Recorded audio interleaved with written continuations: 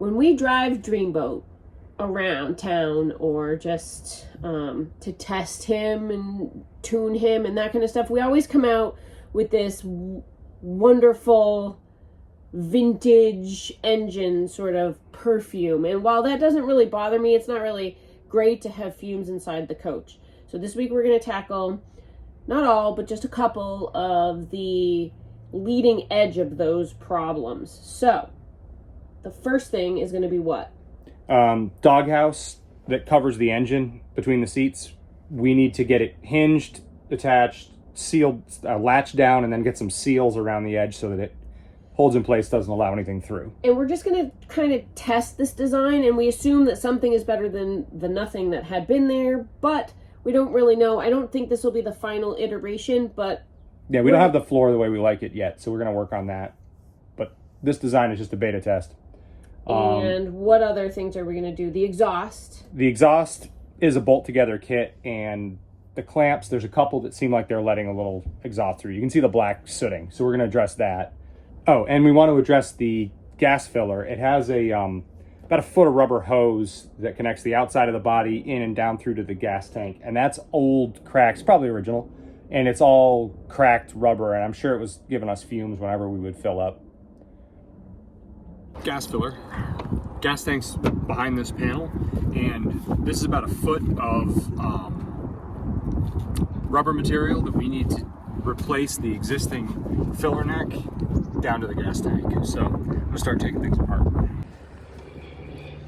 We need more screws in this before we go.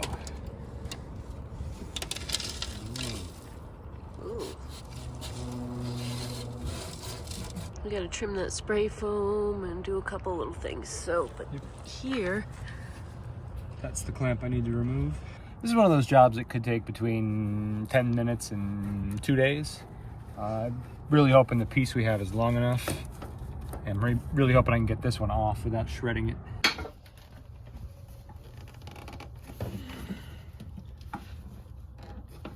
Just a little bit crooked. Yep, there it is. Okay, good. Deliberately left the hose connected to the tank down below because I don't want to knock a bunch of stuff into the tank when this side comes off. I wanted this to come off, just pop right off, but it's kind of stuck, so I'm gonna cut it and see if that'll help.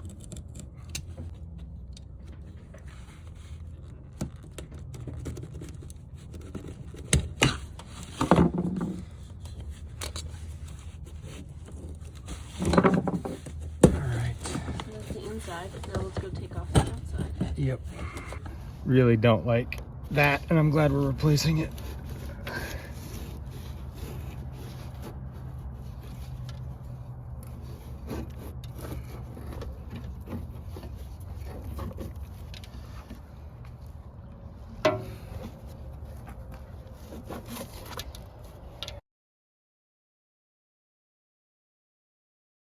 Just trying to get it worked a little bit around and down. A little stretch.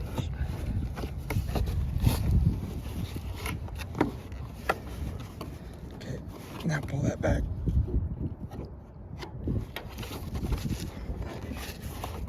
It's just enough to get over. No.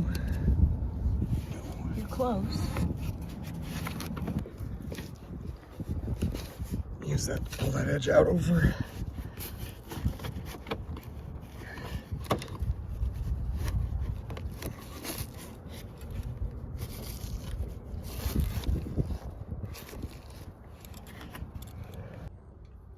Got it started down below. Put a clamp on it just to hold it there. Now I'm going to try to get it started up here to see if I can get it into the right shape. Set this clamp on, let it drop down out of the way.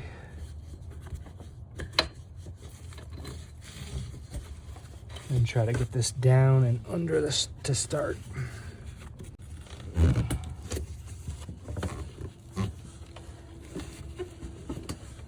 There's a slight barb on the tank here. There's a ridge, and I've got the clamp below it, so I think I've got enough hose here, meat of the hose down on the neck. I've got it slid on to start and clamped. I'd liked it to be on a little more, so I'm hoping to go down to the bottom side and see if I can get that on kind of the way I want it. I have it on and tight on both ends.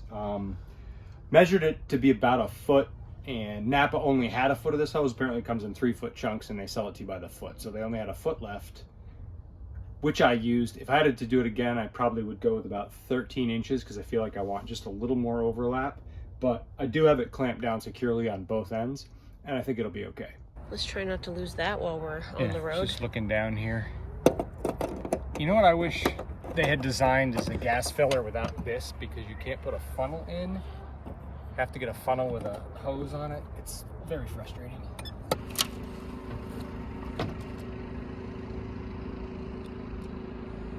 We need to have a little bit better air seal for the doghouse. When it clamps down, you can still get quite a bit of wind you can feel coming from around the engine. And just to mitigate any chance of exhaust leaks coming back into the coach, we've got a little bit of a system where we're gonna clamp the doghouse down onto some gasket held in these channels, and hopefully it seals around the curves pretty well. This probably won't be the best and final design that we could do. We're really not done with the floor, so if we have to redesign it later, at least this will be a test to see what works and what doesn't.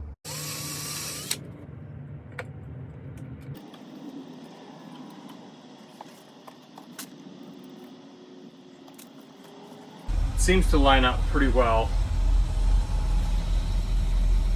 Once I get the latch to latch down, I think it'll solve all the ventilation around the whole back side of it. I think there's a little thing we got to do up front in the front corner, but I think the back side of it is all better.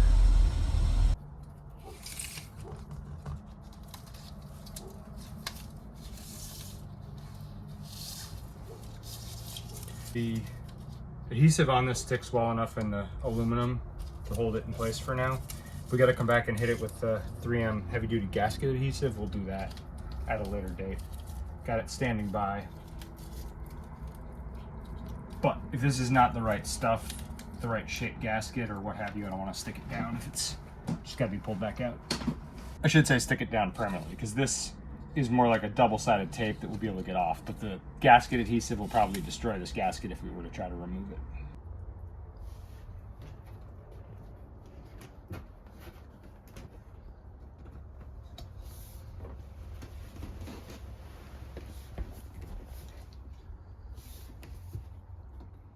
Up next, latches. Gotta figure out the latch. I don't know where I put the thing that hooked on, but I should be able to find something that'll work.